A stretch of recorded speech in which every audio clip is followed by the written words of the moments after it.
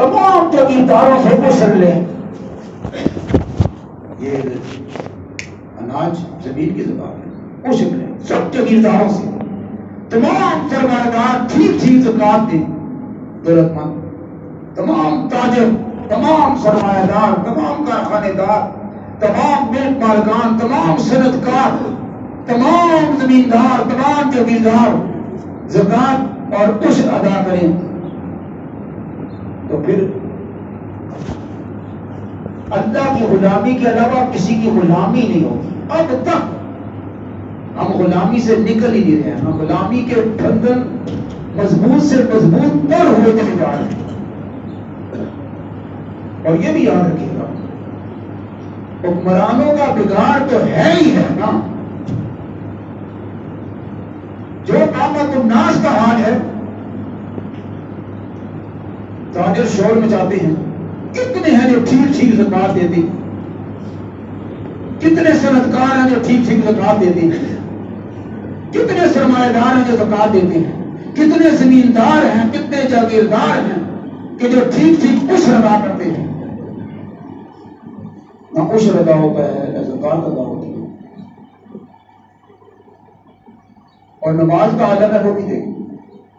یہ جمعے کے دن مسجد بھاری جاتی ہے نا، لیکن سارے لوگ نہیں آتے، سارے نہیں آتے، پھر بھی مسجد بھر جاتی ہے. تو 5 نمازیں جو ہیں وہ فرض نہیں ہے، کہاں چلے جاتے ہیں؟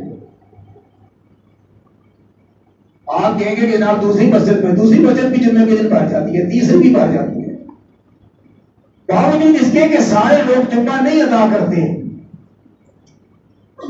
ہماری نمازوں کا حال یہ، ہماری زکاتوں کا حال یہ. تو ہمارے حکمران تو پھر یہی ہوں گے نا. وہ IMF کے سامنے نہیں جھکیں گے تو کس کے سامنے جھکیں گے؟ ورلڈ بینک کے سامنے نہیں جھکیں گے تو کس کے سامنے جھکیں گے؟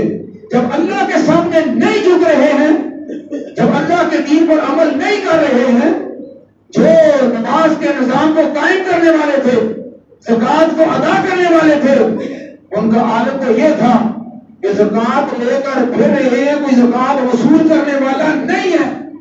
اور پھر آزادی کا عالم یہ ہے، آزادی کا عالم یہ ہے کہ ربی بن عامر رضی اللہ عنہ جب رستم کے دربار میں جاتے ہیں اور رستم ان سے پوچھتا ہے کہ ربی کیا ہوا تمہیں؟ تم عرب کے بھوکے اور ننگے ہو، تمہیں بھوک اور ننگ نے جو ہے وہ ستایا ہے، اس لیے تم ہمارے ملکوں کی طرف جو ہے وہ دوڑے آئے ہو ہماری دولت کو جو ہے وہ لینے کے لیے. ہم تمہیں جو ہے وہ مالدار کر دیتے ہیں، تمہارا ننگ دور کر دیتے ہیں، تمہاری بھوک ختم کر دیتے ہیں.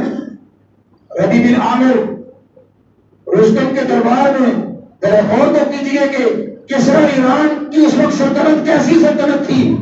آج جو امریکہ کا حال ہے یہی حال آپ سمجھ لیں کہ اس وقت کسرا ایران کا حال تھا، اور ان سے بڑھ کر تھا. یہ تو 4 سال کے لیے آتے ہیں، کٹپتلی صدر ہوتے ہیں اور ساہوکاروں اور سرمایہ داروں کے ایجنٹ ہوتے ہیں، اور ان کے ہاتھ میں وہ اختیار ہی نہیں ہوتا. کوئی نہیں کہہ سکتا کہ صدر کے پاس اختیار کتنا ہے، سینٹ کے پاس کتنا ہے، کانگریس کے پاس کتنا ہے، عوام کے پاس کتنا ہے. اقتدار کو جو ہے وہ 7 8 حصوں میں جو ہے وہ تقسیم کیا ہوا ہے.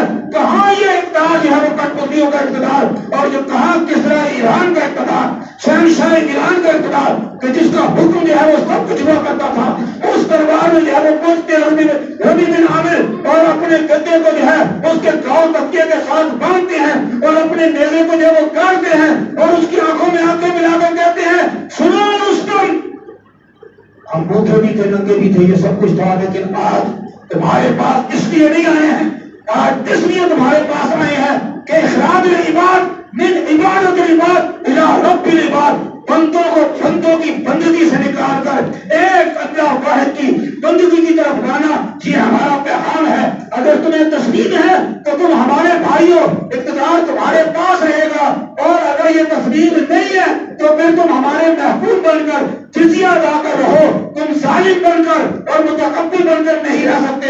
اور اگر یہ بھی منظور نہیں ہے تو پھر سنو کہ تلوار ہمارے اور تمہارے درمیان فیصلہ کرے گی، اور جتنی تمہیں شراب محبوب ہے اس سے زیادہ ہمیں شہادت کی بہت محبوب ہے.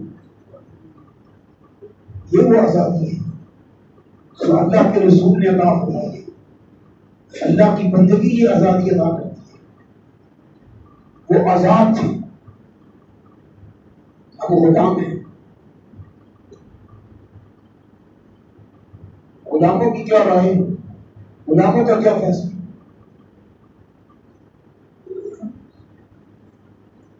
تو اللہ فرمائے کہ اگر ہم ان کو زمین کا انتظام دیں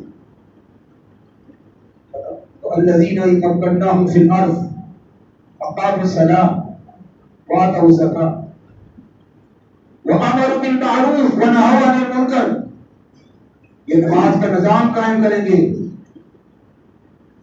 یہ زکوٰۃ کا نظام نافذ کریں گے، یہ بھلائیوں کا نیکیوں کا حکم کریں گے، ہر طرف نیکی کا دور دورہ ہوگا، نیکی عام ہوگی، بھلائی عام ہوگی، خیر عام ہوگی، ہر طرف عفت ہوگی، پاکیزگی ہوگی، طہارت ہوگی، نیکی ہوگی، تقویٰ ہوگا، ہمدردی ہوگی، رحمت ہوگی، اظہار ہوگا، قربانی ہوگا، قناعت ہوگی، جتنی اچھائیاں ہیں، جتنی بھلائیاں ہیں وہ عام ہیں۔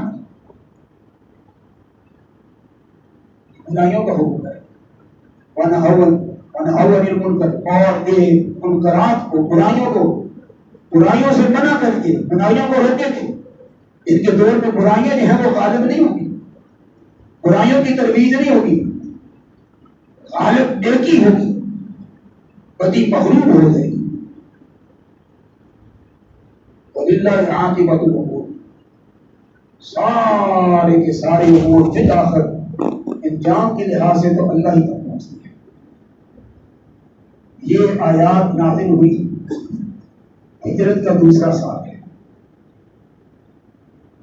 اب مسلمانوں کو جو مکہ میں برداشت کر رہے تھے، جو صبر کر رہے تھے، جو ظلم و ستم سہ رہے تھے، جن کو ایک اللہ کو رب کہنے کی وجہ سے گھروں سے بے گھر کر دیا گیا، اپنے دیر سے نکال دیا گیا، 300 میل دور مدینہ کی طرف ہجرت کرنے پہ مجبور کر دیا گیا، اب اللہ کے نبی نے ایک مرکزیت اور ایک جمعیت قائم کر دی۔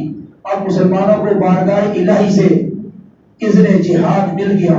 اذن للذین یقاتلون بانہم ظلموا وان اللہ علی نصرہم لقدیر، اللہ نے اجازت دے دی اب ان لوگوں کو کہ جن پر جو ہے ظلم کیا گیا اور جن کے ساتھ لڑا گیا اور جن کو گھروں سے نکالا گیا صرف اس بنا پر کہ انہوں نے کہا ہمارا رب اللہ ہے، اللہ نے اب ان کو بھی جو ہے وہ اذن جہاد دے دیا۔ اب 2 ہجری میں جہاد کی اجازت مل گئی اور 2 ہجری سے لے کر 9 ہجری تک نبی پاک صلی اللہ علیہ وسلم کی یہ جہاد کی زندگی کہ جس میں تقریباً کل غزوات اور سرایا ملا کر غزوہ کو جس میں نبی پاک صلی اللہ علیہ وسلم خود بنفس نفیس شریک ہوتے تھے اور آپ کی قیادت ہوتی تھی اور مسلمان آپ کی قیادت میں دشمن سے لڑنے کے لیے جاتے تھے، اور سریہ وہ کہ جس کی قیادت، جس کی عمارت آپ صلی اللہ علیہ وسلم کسی صحابی کے سپرد فرماتے اور اس صحابی کی قیادت میں جو ہے وہ مسلمان جاتے تھے۔ یہ تقریباً ان 2 ہجری سے 9 ہجری 8 سالوں کے اندر 82 غزوات و سرایا ہوئے، اس میں 27 غزوات ہیں جس میں نبی پاک صلی اللہ علیہ وسلم خود شریک ہوئے۔ انشاءاللہ آئندہ جمعہ جو ہے انہی غزوات سے متعلق جو ہے وہ بات ہوگی۔